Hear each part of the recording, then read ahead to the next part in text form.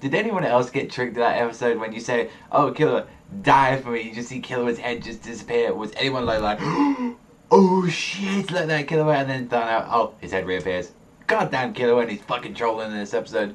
So definitely with this one, what we found an interesting one in this episode, that yeah, we was getting some recap throughout this episode, but it was kind of interesting just to hear it from other people's perspectives and their sort of opinions. Right, like the start of the episode was like Illumi and Hisoka actually talking about the whole event, you know, about with Aluka, like saying like, oh, this is what, you know, it does, like, and what we be able to like track about it, and it was like very interesting to see like what they felt about it. And it's like, yeah, one of the first times wishes was like, oh, like a target that the big brother made, like to kill someone. It was like that piece of shit does then like he uses the Luca just to get a computer and gets all this shit, and they say, oh, I know the rules and I should be fine, all that fucking stupid piece of that shit. And it's like we see from like that, like when Killua meets and say like one of the requests was to blow off Killua's head, and it was like like, oh my god, you see like Killua's head, but then he pops it out and it's like, oh shit, never mind, it's just like get it back in. So there's definitely some tricks that Killua isn't telling his family from far as we know. Like maybe it's just like, oh, die for me, so maybe like Killua just has to pretend or something. So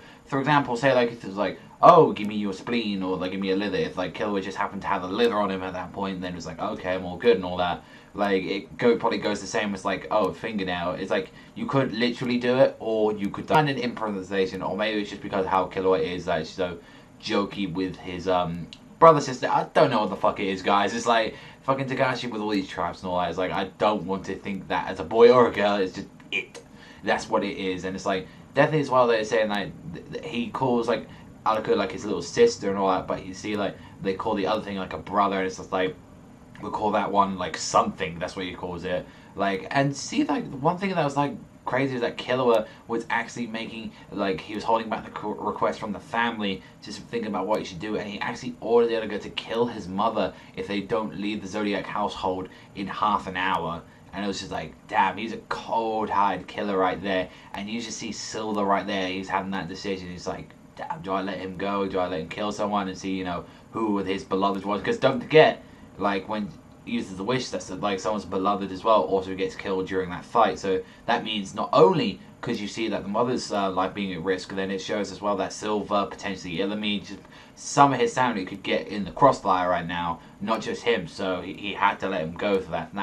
And it was just very interesting, like, you know, oh, they managed to get out of there. So quite a bit of progression with Killua. That, like, I felt like the most interesting parts of this episode was mainly just Killua and Alaka just going for that whole request and stuff. And I just want to see more of of them and see like what they're gonna do later on as the like series progresses. But did anyone else saw that like elections? It's like these motherfuckers are still fighting. Like they're still doing another elections, and I'm still shocked that Gon was like 31st. Like who would want to elect a kid like that? Morel, 16, fucking crackhead. Like they said, smoking his pipe and all that. Like what did he fucking influence the people with drugs to get into the top 16 or something like that? We still see that Parison and Cheeto are pretty much in the top two, racing through each other, and like a few others as well. So it's definitely interesting to see like what's happening with that. But like overall, like the episode for a while, it was fine and all that. Like we had some quite interesting progression with like Killua, Aoka. Like it's like the only thing I really did have an issue was it that we were getting a lot of recap in this episode, and for a lot of other people, maybe this felt like a bit too much for them to like read and all that. And it's like overall, it just wasn't that impactful compared to some of the other episodes that we've had later on in the series. But overall, I think I'm going to give this one like 6 out of 10. It did have some really good moments in it, and the animation was looking very nice for the most part in this anime. But that's all for me. I want to say thank you very much for watching. Always remember, I'll see you guys next time, and remember, Savagezweipanda.